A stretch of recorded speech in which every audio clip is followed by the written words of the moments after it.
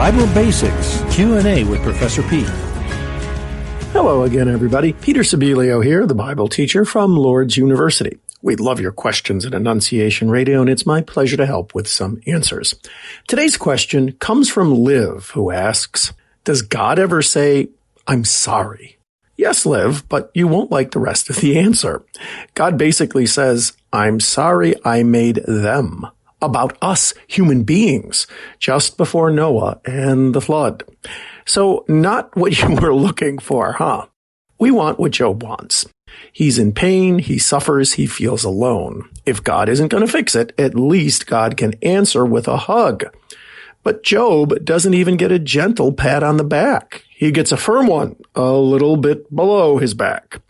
Job doesn't know all that's going on, but he comes to true comfort in the real presence of God.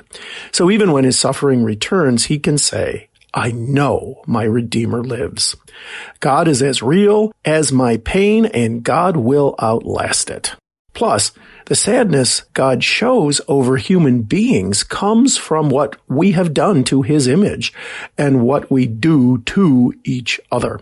So when you hurt and no one helps, when you're alone and no one seems to care, God cares. He feels your pain through Christ.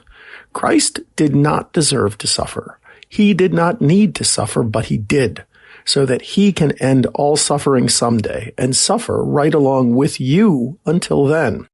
So even when you feel lonely, you are never alone. Christ is always with you, and he never regrets that. So thank you so much for this question, Liv, and thank you all for listening. We are listening to you.